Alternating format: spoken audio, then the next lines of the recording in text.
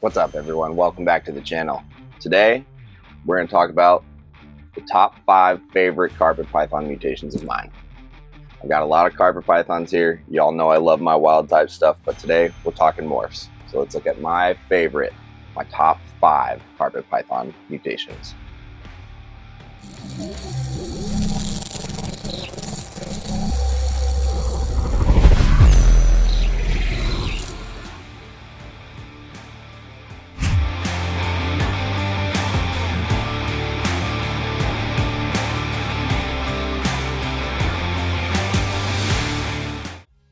So we're going to start at the bottom of the list. Number 5, believe it or not, is actually the albinos. And the reason why I say believe it or not is because if you've ever talked to me about these guys, the Albino Darwin is my favorite albino in any sort of snake. Period. Like, that's just the best. I wouldn't change it. The colors, the white, the yellow, everything about them, they're perfect. So yeah, there's a lot of different albino snakes out there. It's always a simple recessive, just like in carpet pythons. And here in the States, we only have the Albino Darwins. There are albino coastals over in Australia, although from what I hear, they're not publicly available. It's just one individual. So when we talk about albinos and carpet pythons, we're talking about Darwins, or at least a mix that includes Darwin if it's a cross, because the albino gene comes from the Morelia variegata Darwin carpet python.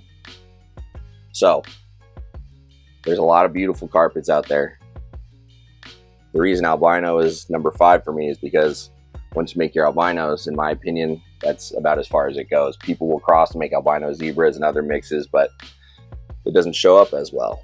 So you might as well just stick with the straight up true blue Albino Darwin. So number 5, the Albino Darwin carpet python. My 4th favorite mutation in carpet pythons is also another simple recessive, and it is the Granite Papuan carpet python. Now, the reason why it's only number 4 and it's not ranking higher is because these guys are heavily inbred from the original years, and they do need a lot of outcrossing. This guy kind of acts a little jaggy at times, symptoms of just kind of a very inbred heritage. So it is very imperative that you do some outcrossing. You don't breed visual to visual, try and get unrelated animals. But there is some variability into how the phenotype comes out. You can get lots of yellows, very busy, somewhat organized, and lots of almost seemingly bands like this boy here. And you can get some color tone variety, some high yellow stuff, some more orange stuff. This guy's got oranges coming through here. He is, I think, nearing his shed, to be honest. And some of them will even have less definition than this guy. You can almost see some pattern. Some will look like static on an old TV without the cable hooked up. So there is a bit of variability in this simple recessive trait that comes from our Morelia variegata Papuan carpet pythons. And it's really pretty. There's a lot of cool combinations that people have done with this, namely the Axanthic granite. Think of this just brighter and more silvery, and it looks pretty amazing. So it's a great mutation. It's one of the few in Papuan carpets. So as much as I'm more of a purist and just kind of like the wild type stuff, I got to have a little bit of everything.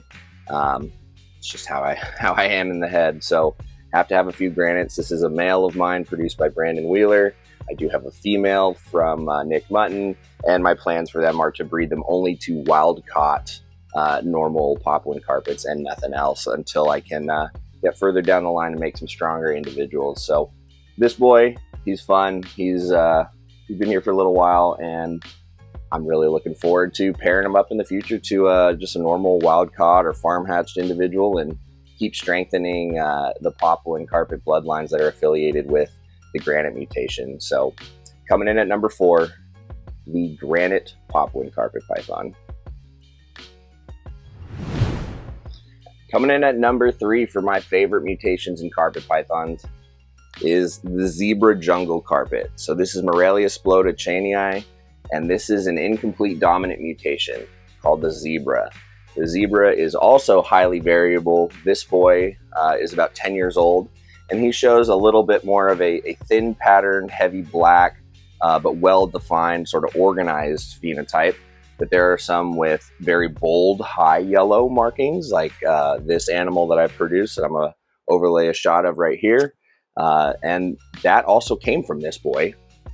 They can throw a lot of different looks. Heavy yellow, striping, busyness, lots of black. There's a lot of different ways you can take it.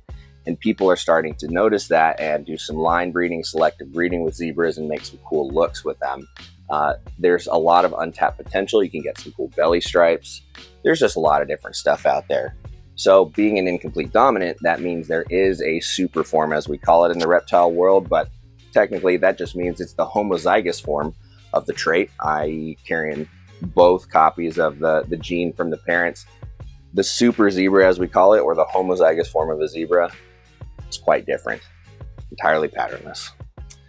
The reason why this is number 3 and not higher, because obviously black and yellow is beautiful, jungles are great, is zebras can be a little bit dodgy for whatever reason. They just have a notorious attitude. Not all of them. Obviously, every animal is an individual, but some of them just kind of are born that way and stay that way.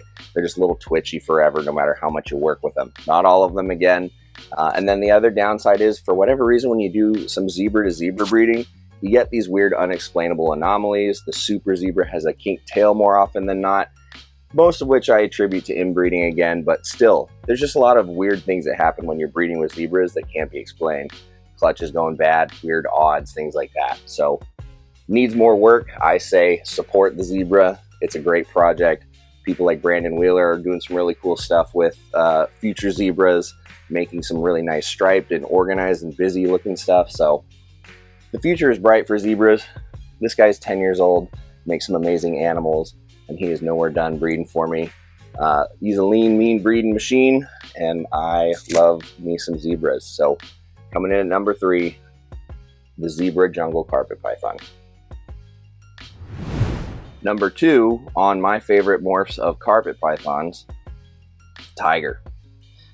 Tiger is a polygenic mutation in coastal carpet pythons founded by Jason Balin. Now, there are plenty of striped phenotypes in carpet pythons across the board. Calling something a stripe is different than calling it a tiger. Calling something a tiger means that it hails from the Balin tiger founding stock to a significant degree. So you can trace back the parents and the lineage back to a Balin tiger animal. It's not just line breeding for stripes. So Balin coined that term, and everything that comes from his stock that has good striping is considered a tiger. Now, being polygenic, you can take a tiger and breed it to a normal animal, get various degrees of tigers, probably never as good as that initial parent breeding, but you'll also get some animals that don't express phenotypically any stripes, but have that blood in them and could produce tigers if bred selectively back with another. Basically, if you double down on the tiger genes, your offspring will have a better likelihood of having good or better striping. And if you keep breeding for that and adding more back in, it's just going to get better and better over time. So this is what we would consider a very, very clean, almost tri-stripe, which used to be a regular term back in the day before I was really into all this stuff. And as you can see, clean stripes on top and the side, very reminiscent of like a rosy boa. I love stripes, in case you couldn't tell. Now, these are the US coastals. So for anybody who doesn't know, in Australia, there are southern coastals, the true Morelia, Spilota, McDowley. Those are a lot bigger. Those are like the Brisbanes, things like that, which we have some pure localities of here in the States. But then there's the northern coastals, which are Morelia, Spilota, Cheney. They're just jungles, but different color, essentially. They live in a different environmental niche, therefore have evolved different phenotype looking colors. They're a little more earthy in tone, but from a genetic standpoint, they're technically the same as Cheney. Now, here in the States, before all that information was known, we sort of just bred everything together other than keeping some of those localities pure. And it's safe to say that the US coastal population is probably an amalgam of the two, with it being mostly the northern form. So you sort of have a third group. So when I'm speaking of coastal tigers, I'm specifically speaking of the United States coastal tigers. So this is a beautiful example. She happens to be a Poshead Axanthic. So I'm sort of cheating. She's a really stunning example. I don't have any tigers that are just straight tiger. I used to. That was a long time ago. But yeah, so beautiful girl right here I produced a couple years ago. Wonderful tiger coastal carpet python. And coming in at number 2 for my favorite Morelia and carpet python morphs, the tiger carpet python. And right on cue, as I was worried, like when you film any snake video, there's always one animal that's in shed. Unfortunately, the one that I wanted to show off as our number 1, my favorite carpet python morph, is deep in shed. So I'm going to show you a sister here. This, number 1, is an Axanthic tiger. So technically, the last female we just looked at probably has more of that Axanthic phenotype. She is technically a pos head according to old recessive definitions until I prove her out and then switch labeling. But this is an Axanthic tiger that I produced. She's a little more dark than her male counterpart, and I'll superimpose a photo of him up here. He's phenomenal, absolutely phenomenal. Gorgeous in color, gorgeous in stripe, silver eyes, amazing animals. A lot of variability in the clutches that I produce from these, getting some very organized stripes, some very barbed wire jagged stripes, some clean stripes. You get a lot of the waviness like on this girl. And then this girl also has a lot of the coastal fish netting, which I actually find really attractive in that negative space in there. And instead of having completely clean side marks and full stripes, in some areas it's actually portholes, which reminds me of my citrus tiger line of stuff. And it's just a beautiful combination of the two. Technically, I'm just talking about the Axanthic mutation. I think the Axanthic mutation in carpet pythons is chef's kiss. They have it in Papuan carpets. It is separate from coastals, and they have it in coastals. And both of them, crispy. Beautiful animals, especially when they're at like that 2-3-year-old age. And the colors are just popping. Oh my goodness. It's a very attractive look to me. I'm a huge fan, and I have several of them. I intend to make more. I've sold a few that I regret selling, and that's just how it goes sometimes when you love making these animals, but you can't keep them all. So as of right now, my number 1 favorite carpet python morph is the Axanthic coastal, or Axanthic tiger to be more specific, which is technically 2 morphs. But what are you gonna do, right? It's number 1 for a reason. It looks better when striped out, so we can't just deny that. My plan with the Axanthic tiger, obviously to make more of them, but I would also like to make Axanthic citrus tigers, snow citrus tigers, see what else we can do. Everything looks better with stripes, and if you can get lots of color varieties of it, why not have a little bit of everything, right? So coming in at number 1, my favorite carpet python morph, Axanthic tiger. I had a couple really good years of producing them recently, and I hope to have some more in the very near future. This girl's got a few years to grow up before she's up to size. The male will be ready probably next season. He did not get the job done this year, so it is what it is. So we're just gonna keep plugging away, making some beautiful snakes, and enjoying ourselves along the way. All right, thanks for hanging out with me and running through the list of my top 5 favorite carpet python morphs. I imagine if you asked me that question last year, the list would come out different, and I bet you if you ask me in the future, the list will again come out different. There's always more change, and my likes and interests are changing, and as we get further down the line, figure out more stuff. So carpet pythons are fun. There's a lot of endless potential. Obviously, the morphs can only go so far, and you know me, I love my wild type stuff, and the line breeding there is endless. So I like it all. I like both morph stuff and pure stuff, locality stuff, and just wild type stuff. Give me all the carpet pythons.